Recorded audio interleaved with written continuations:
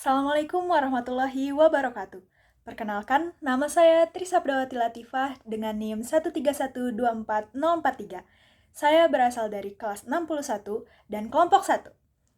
Kali ini, saya akan menjelaskan tentang laporan penelitian saya bersama kelompok saya. Judul penelitian ini adalah Analisis Efisiensi Konversi Energi Surya pada Kondisi Iklim Tropis Indonesia. Penelitian ini dilatar belakangi oleh beberapa hal. Yang pertama, ada kebutuhan. Tentu, permintaan listrik di Indonesia terus meningkat seiring pertumbuhan penduduk dan ekonomi. Namun, realitanya, pasokan energi nasional masih didominasi dari sumber fosil batu bara, yang mana batu bara ini merupakan sumber energi yang tidak terbarukan dan dapat menghasilkan emisi karbon yang tinggi. Melihat potensi Indonesia yang sangat kaya, Indonesia memiliki potensi energi surya rata-rata 4,8 kWh per meter kubik per harinya. Namun, pemanfaatannya ini masih sangat rendah. Kapasitas energi surya yang terpasang baru puluhan megawatt dari potensinya yang ratusan gigawatt. Nah, yang menjadi masalah adalah instalasi PLTS di Indonesia yang masih belum optimal karena faktor teknis dan faktor iklim tropis yang khas, yaitu panas dan kelembapan yang tinggi. Dari latar belakang tersebutlah, kami merumuskan 3 rumusan masalah. Yang pertama, seberapa signifikan pengaruh faktor iklim tropis, khususnya temperatur ambien tinggi, kelembapan, dan curah hujan terhadap degradasi efisiensi dan output daya panel surya di Indonesia. Yang kedua, bagaimana mekanisme fisik yang menjelaskan mengapa ketiga faktor tersebut dapat menurunkan kinerja dan mempercepat degradasi panel surya. Yang ketiga, bagaimana strategi mitigasi dan optimalisasi yang paling efektif dan layak diterapkan untuk memaksimalkan efisiensi kinerja panel surya dalam kondisi iklim tropis di Indonesia.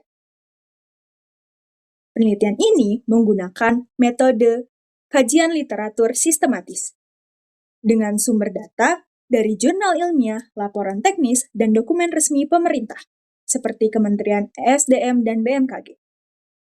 Lalu, terdapat 3 tahapan prosedur analisis. Yang pertama, analisis dampak kuantitatif. Yang kedua, analisis mekanisme fisik dan degradasi. Dan yang terakhir, sintesis strategi mitigasi. Untuk menjawab rumusan masalah tadi, kami perlu meninjau kembali fondasi ilmiah di baliknya. Oleh karena itu, saya akan memaparkan di bagian teori dasar. Sebelumnya, saya akan menjelaskan tentang apa itu PV. PV atau photovoltaik adalah teknologi yang mengubah energi cahaya matahari langsung menjadi energi listrik. Foto sendiri berarti cahaya dan voltaik berarti tegangan listrik. Nah, prinsip kerja fotovoltaik ini sama dengan panel surya. Panel surya bekerja melalui photovoltaic effect, yaitu material semikonduktor yang menyerap foton cahaya matahari untuk menghasilkan aliran elektron, yaitu arus listrik DC.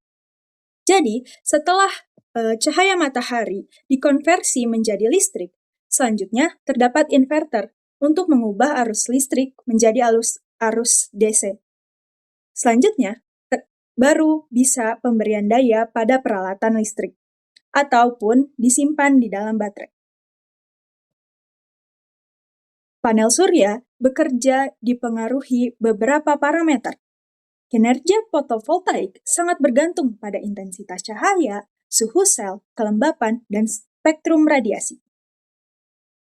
Tentunya, kita juga perlu mengetahui tentang karakteristik iklim di Indonesia.